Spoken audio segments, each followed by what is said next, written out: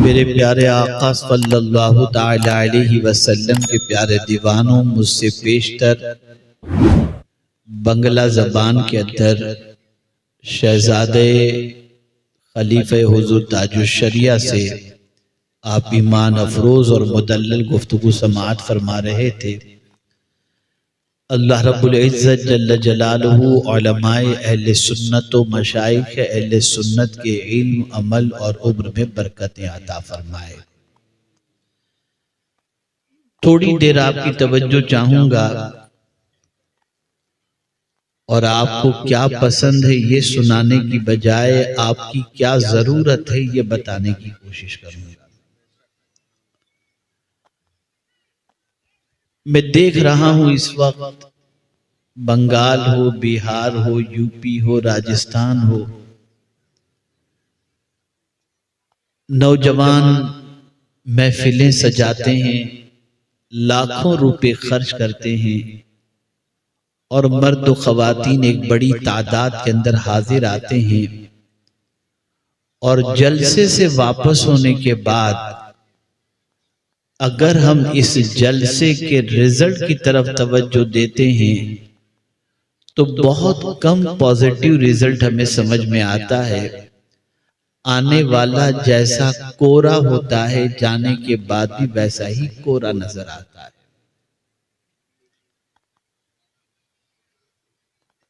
उसकी कई वजह है। एक वजह तो यह है कि आने वाला यूं ही आ जाता है। एक वजह यह कि चलो सुनने जाते हैं, क्या सुनाते हैं। गर्ज के कोई ऐसी नीयत पहले से दिमाग के अंदर, दिल के अंदर होती ही नहीं कि हम जाकर कुछ सुन करके अपनी जिंदगी को बदलेंगे। और जब ये मिजाज नहीं होता, जब ये सोच नहीं होती, तो फिर ये जलसे भी बेअसर होते हैं और जिंदगी भी बेमजा हुआ करती है। हज़रत फुज़ैल बिन अयाज़ रज़ियल्लाहु मौला तबारक व तआला अन्हु एक बहुत बड़े खतीब शहर में जब तशरीफ लाए तो अपनी वालिदा से इजाजत तलब की और अर्ज किया, अम्मी जान मुझे इजाजत दो ताकि मैं इस अजीम खतीब का खिताब सुन करके आऊं। तो मां ने जवाब में फरमाया, बेटा खिताब सुनने क्यों जा रहे हो? तो अर्ज करने लगे, सुनाओ, बड़े अजीम खतीब है, जरा कुछ समाअत कर लूं, कुछ उनकी बातों को सुन लूं। मां ने फरमाया, बेटे इस नीयत से न जाओ, अगर जाना है तो इस शर्त पर मैं तुमको इजाजत देती हूं कि जो भी अल्लाह और उसके रसूल का वो पैगाम तुम्हें पहुंचाएं, तुम ये नीयत करके जाओ कि तुम उस पर अमल करोगे।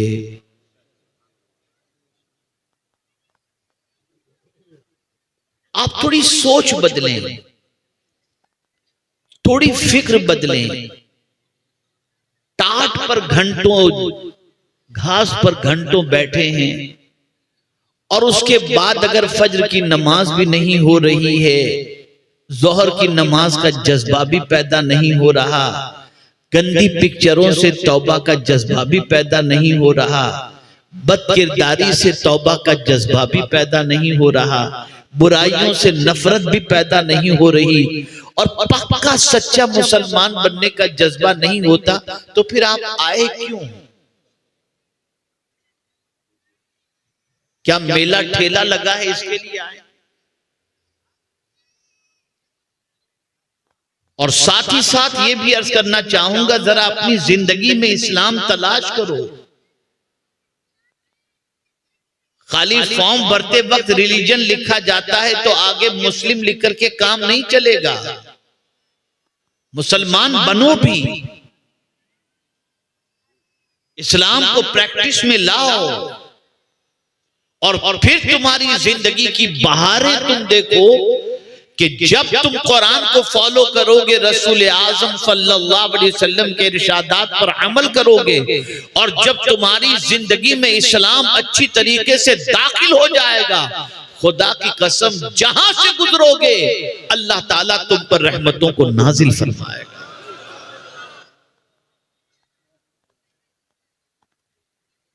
आज हमारी कौम को वुजू के तरीके से नावाकिफियत, हमारी कौम को गुस्ल के फराइज नहीं मालूम, गुस्ल का तरीका नहीं मालूम, कुरान पढ़ना नहीं आता।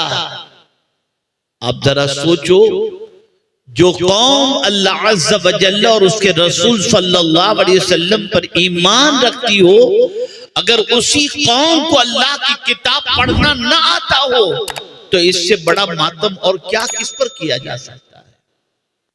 क्या कभी आपके दिल में यह ख्याल पैदा हुआ कि चलो चल करके हम कुरान सीखें? क्या कभी आपके दिल में यह ख्याल पैदा हुआ कि चलो नमाज का तरीका सीखें? कभी आपके दिल में यह पैदा हुआ उलमाए बाअमल की सोहबत में बैठने के बाद उनसे कुछ मसाइल सीखें? नहीं, आपको सिर्फ एक ही चीज की जरूरत है। सर में दर्द होता है, बाबा तावीज दे दो। धंधा नहीं चलता, तावीज दे दो। पेट में दुखता है, तावीज दे दो। बस यही सिर्फ आता है, इसके अलावा कुछ। मैं ये नहीं कहता कि आप इसके इलाज के लिए बुजुर्गों के पास न जाओ, लेकिन सुन लो और अच्छी तरीके से कान खोल करके सुन लो। बीमारी बड़ी आफत नहीं है, दीन से दूरी ये बड़ी आफत है। इस बीमारी का इलाज करो, और इसी बीमारी के इलाज के लिए अल्लाह के रसूल सल्लल्लाहु अलैहि वसल्लम तशरीफ लाए। औलियाए किराम इस फर्श गिद्दी पर मेहनत किए और सहाबाए किराम अलैहिमुर रिदवान ने कुर्बानियां पेश फरमाई।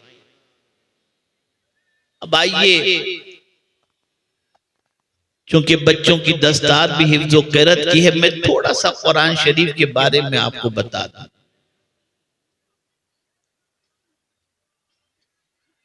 अल्लाह इरशाद फरमाता है, वहादा किताबुन अंज़लनाहु, ये किताब इसको हमने नाजिल फरमाया।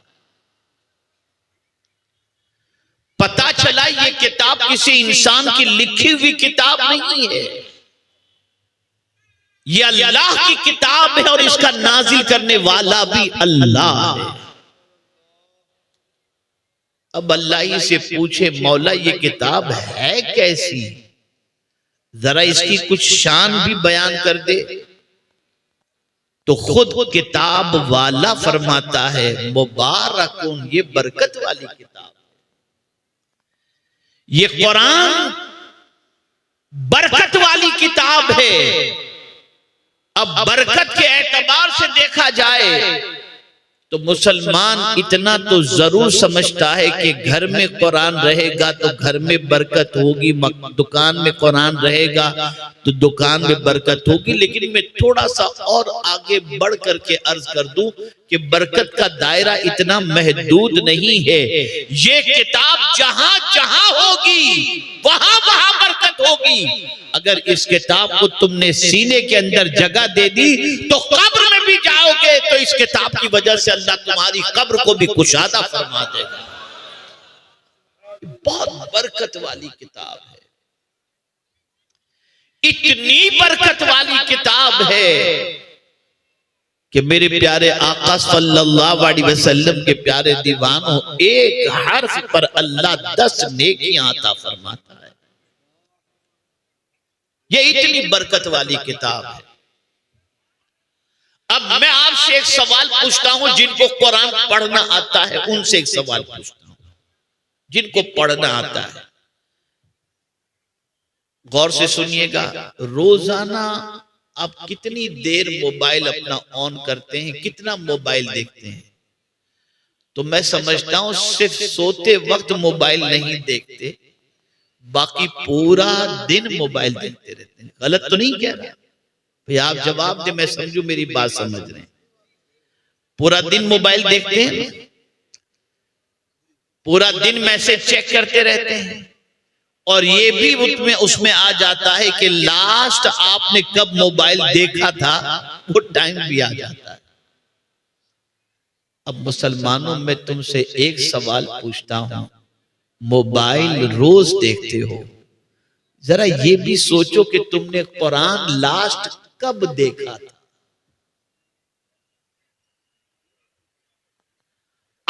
आखिरी मर्तबा तुमने कुरान कब देखा था, जरा इसको गौर करो। जिस किताब को रोजाना देखना चाहिए, रोजाना पढ़ना चाहिए, उस किताब से ताल्लुक खत्म हो चुका।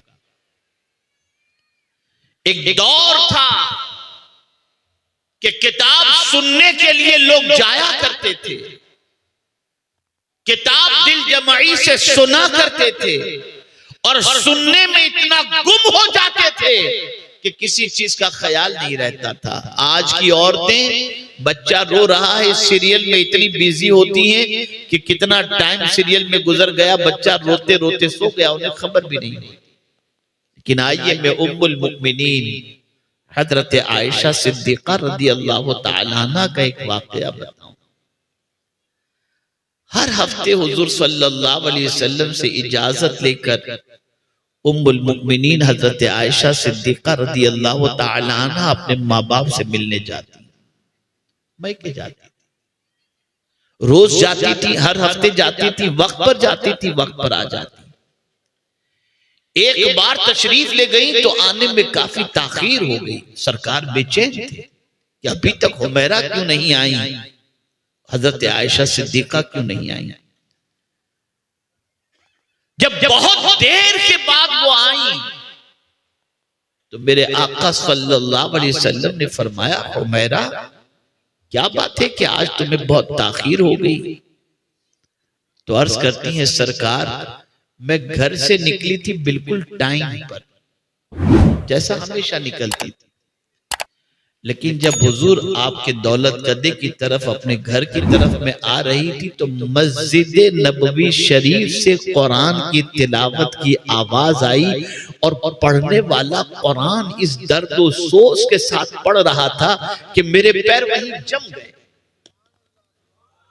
वही मेरे पैर जम गए और मैं कुरान सुनने में इतनी मांग हो गई कि कितना वक्त गुजरा मुझे पता ही नहीं चला। सरकार ने फरमाया, हुमैरा जरा बताओ तो सही वो कुरान पढ़ने वाला कौन था। कहा, हुजूर मुझे ये तो नहीं मालूम। सरकार ने जब पता लगाया तो पता चला वो हजरत सालिम थे जो कुरान पढ़ रहे थे। वो खवातीन थी जो कुरान सुनने में इतना डूब जाती थी कि उन्हें किसी चीज का होश नहीं रहता था, और आज की खातून गाना और सीरियल में इतनी डूब जाती हैं कि उन्हें किसी चीज का होश नहीं रहता। इस किताब से ताल्लुक को मजबूत करो। आकाए करीम रऊफुर रहीम अलैहि तहियतु व तस्लीम इरशाद फरमाते हैं, वो घर कब्रिस्तान है जिस घर में कुरान की तिलावत नहीं होती। वो दिल वीरान है जिस दिल के अंदर कुरान का कुछ हिस्सा मौजूद नहीं। अफसोस की बात है, आज हमारी कौम ये कहती है हमें कोई रास्ता सुझाई नहीं देता कि कहां जाएं, किस तरफ जाएं, कि हमें कामयाबी नसीब हो। नादानो कुरान खुद अपना इंट्रोडक्शन कराता है, इन्ना हादल कुरान यहदी लिल्लती हिया अक़वम, कि बेशक ये कुरान सबसे सीधा रास्ता दिखाने वाली किताब है। कुरान जो दिखा रहा है वो नहीं देख रहे, टीवी जो दिखा रहा है वो मुसलमान देख रहा है। कुरान दिखा रहा है ये रास्ता अच्छा है, ये रास्ता बुरा है। बंदा नमाज में कहता जरूर है, इहदिनस सिरातल मुस्तकीम, हमको सीधे रास्ते पर चला, सिरातल लदीना अनअमता अलैहिम, उनके रास्ते पर चला जिन पर तेरा इनाम नाजिल हुआ। लेकिन साथ में कहता है गैरिल मग़दूबि अलैहिम वलद्दालीन, लेकिन चलता इनाम याफ्ता बंदों के रास्ते पर नहीं है, वो मग़दूब और दालीन ही के रास्ते पर चलता है और दुआ करता है कि इनाम याफ्ता बंदों के रास्ते पर। क्या हमारी जिंदगी को देखकर कोई कह सकता है कि ये गौसे आजम के रास्ते पर चल रहा है? क्या हमारी जिंदगी को देखकर कोई ये कह सकता है ये ख्वाजे आजम के रास्ते पर चल रहा है? क्या हमारी जिंदगी को देखकर कोई कह सकता है ये इमाम अहमद रजा के रास्ते पर चल रहा है? नहीं। हमें तो देखकर दुनिया कहेगी पक्का शैतान जा रहा है। ये हमारी पहचान है, ये हमारी आइडेंटिटी है, हमारी शनाख्त है। ए रसूल आज़म सल्लल्लाहु ताला अलैहि वसल्लम के दीवानों, कुरान कह रहा है ये किताब बहुत बरकत वाली किताब है, और जिसने इस किताब से अपने ताल्लुक को मजबूत किया और इस किताब से बरकतें हासिल करने का जज्बा अपने अंदर पैदा किया और इसकी तिलावत को अपनी जिंदगी का सबसे बड़ा मशगला बना लिया, खुदा की कसम जीते जी भी उसकी जिंदगी में और माल में बरकत है, और मरने के बाद उसकी कब्र के अंदर भी अल्लाह अज़्ज़ व जल्ल खुशहाली अता फरमा देगा।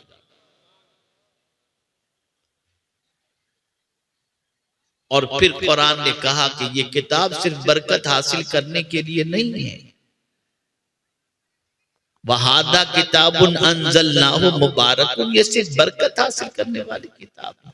फत्तबिऊ, इस किताब की पैरवी करो, ये किताब जो कह दे वो करो, जिससे रोक दे उससे रुक जाओ।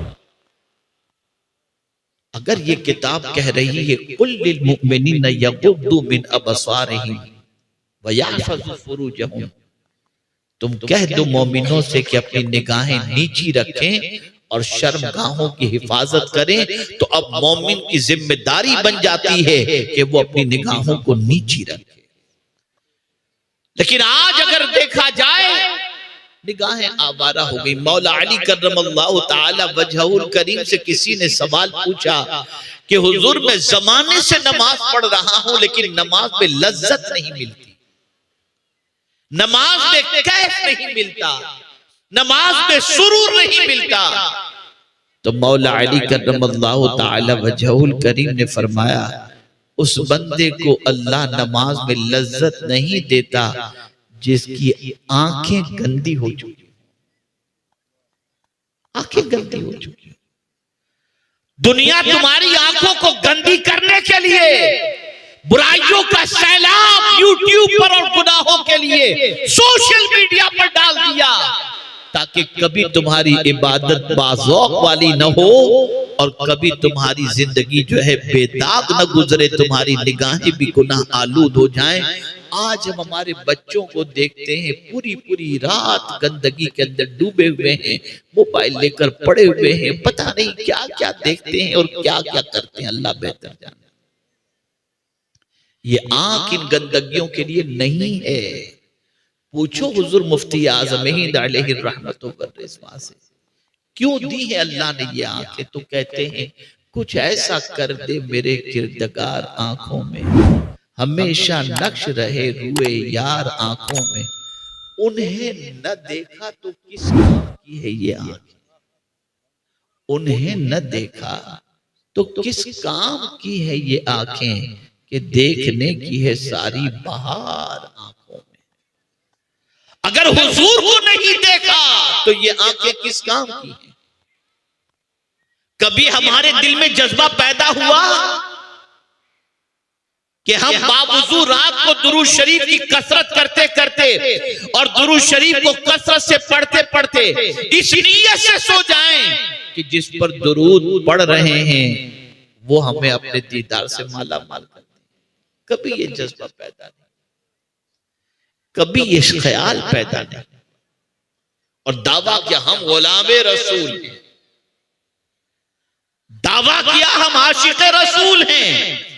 आशिक़े रसूल को समझना है तो इमाम इश्क मोहब्बत से समझो कि कहते हैं जान दे दो वादे दीदार पर, नक़द अपना दाम हो ही जाएगा।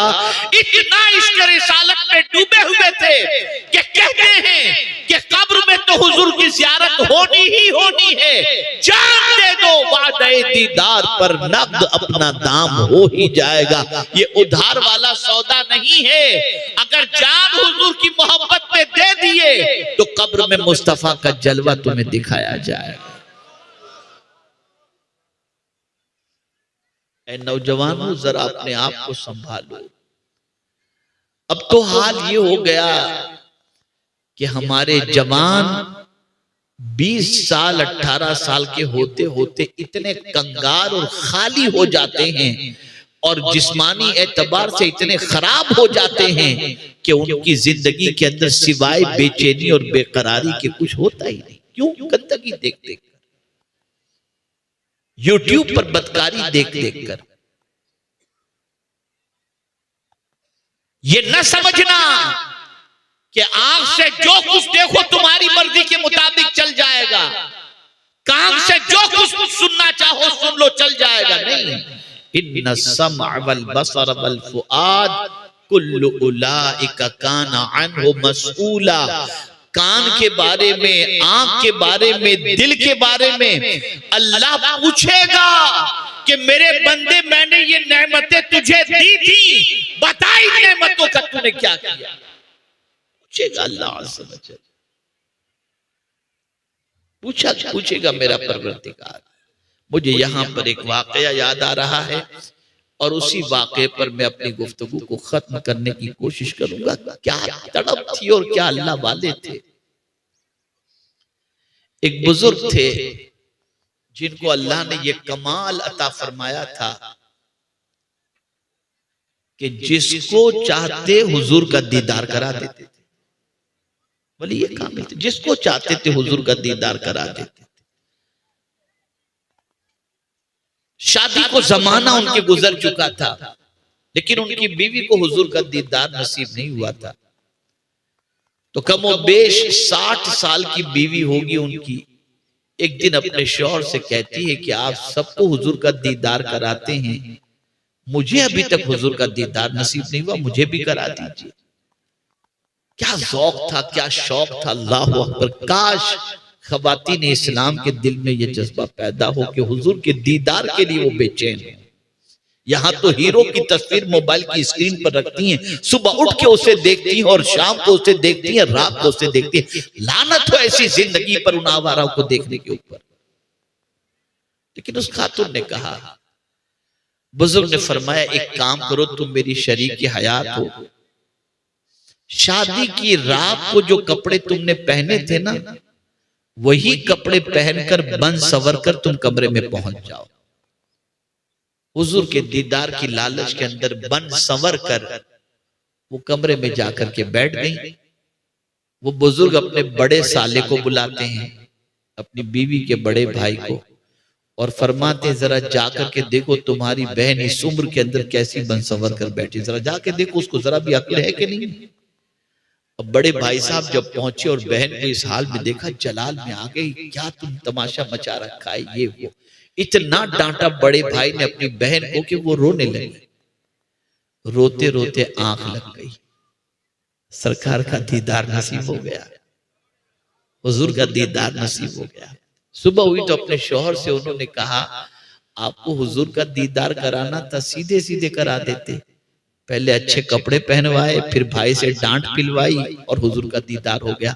अब जवाब सुनिए, इरशाद फरमाते हैं, ऐ मेरी शरीक हयात, हर किसी को हुजूर का दीदार नहीं होता, टूटे हुए दिल वालों को हुजूर का दीदार होता है। तो मैंने पहले तेरे दिल के तोड़ने का इंतजाम किया ताकि तेरी पूरी तवज्जो मदीने के ताजदार की तरफ हो जाए। तेरा दिल टूटा, मदीने के ताजदार ने अपने रुखे ज़ैबा की ज़ियारत से तुझे माला माल फरमा दिया। अर्ज करने का मंशा ये है कि मुसलमानों, बहुत तबाही तुम देख चुके, बहुत बर्बादी तुम देख चुके, बहुत परेशानियों में घिरे हुए मुसलमानों की जिंदगी देख चुके। अब गुनाहों के दलदल से बाहर आ जाओ, इस किताब को और पैगंबर रहमत सल्लल्लाहु अलैहि वसल्लम के फरामीन को अपनाओ, हुजूर के रास्ते पर चलो, अल्लाह के फरमान पर चलो। खुदा की कसम, हमारा भला इंसानों में जितना हुजूर चाहते हैं उनसे ज्यादा भला चाहने वाला कोई दूसरा है ही नहीं। और हुजूर के रास्ते पर जो चले, हुजूर के पीछे पीछे जो चले, महबूब खुदा के पीछे पीछे चलने से अल्लाह उस पीछे चलने वाले को भी महबूब बना दिया करता है। तो हुजूर के रास्ते पर चलो, तबीयत में तो ऐसा था कि मैं कुछ और तफसीली गुफ्तगू आपके सामने अर्ज कर सकता, लेकिन वक्त की किल्लत, मुझे अभी फौरन कलकत्ता के लिए निकलना है।